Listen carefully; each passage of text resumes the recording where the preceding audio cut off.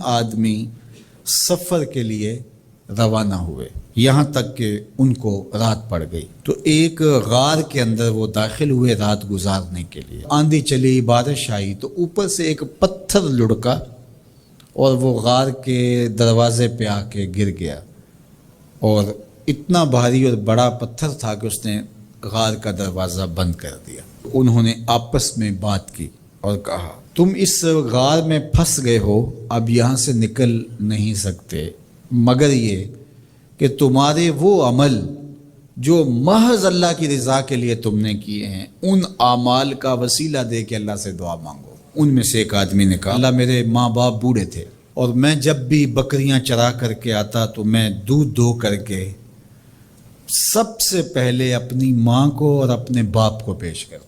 ایک دن میں سرسبز درختوں کی تلاش میں بکریاں لے کے کوئی چارہ، کوئی درختوں کی تلاش میں دور نکل گیا۔ میں جب واپس پلٹا دونوں سو چکے تھے۔ میں نے یہ مناسب نہ سمجھا کہ میں ان کو جگاؤں، بیدار کروں کہ اٹھو دودھ پی لے، لیکن اب سارا دن وہ بھوک سے تھے، تو اچانک آنکھ کھلے اور بھوک کی شدت سے تڑپے، تو میں وہاں سے ہٹ بھی نہیں سکا۔ تو کہتا ہے کہ میں بچوں کو نظر انداز کیا اور ماں باپ کے جاگنے پہ دھیان رکھا، اور یوں ساری رات بیت گئی۔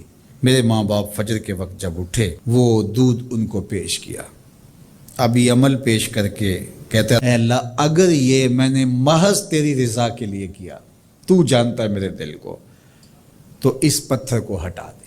تو پتھر تھوڑا سا سرک گیا، لیکن اتنا نہیں تھا کہ وہاں سے یہ باہر نکل سکے۔ اب دوسرے کی باری آئی، اس نے کہا، اے اللہ میرے چچا کی ایک بیٹی تھی جو مجھے بہت زیادہ محبوب تھی، مرد عورت کے ساتھ جتنی محبت کرتا ہے اس طرح میرا اس کی طرف رجحان قلب تھا، تو میں نے اس کو اپنی خواہش کی تکمیل کے لیے کئی بار کہا، لیکن اس نے کہا کہ یہ نہیں ہو سکتا۔ اور پھر ایک دن حالات نے اس کو مجبور کر دیا، فاقہ زدہ حالات ہو گئے، غربت آ گئی، تو اس نے مجھ سے اپنی حاجت طلب کی، تو میں نے اس کو 120 دینار دیے، لیکن اس شرط پہ کہ تم اپنا جسم میرے سپرد کرو گی۔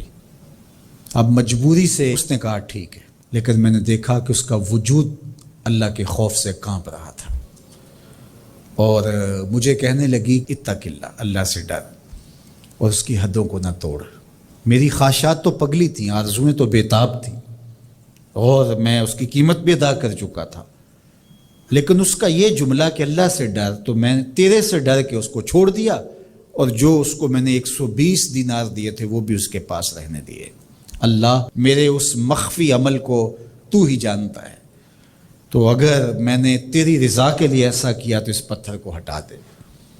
تو پتھر تھوڑا سا ہٹ گیا، سوراخ تو زیادہ ہو گیا، لیکن ابھی بھی وہاں سے گزرنا ممکن نہیں تھا۔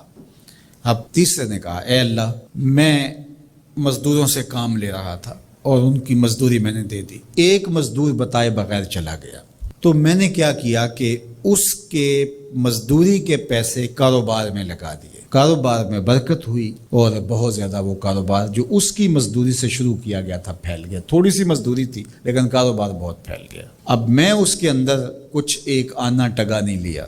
ایک عرصے کے بعد وہ شخص آیا، اس نے کہا مجھے میری مزدوری دے۔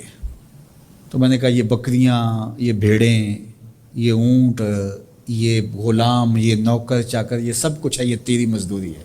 تو اس نے کہا میرے ساتھ مذاق نہ کر، وہ میں تو مزدوری کے وہ چند جو لینے آیا ہوں، اور آپ کہتے ہیں یہ سب کچھ تیرا ہے۔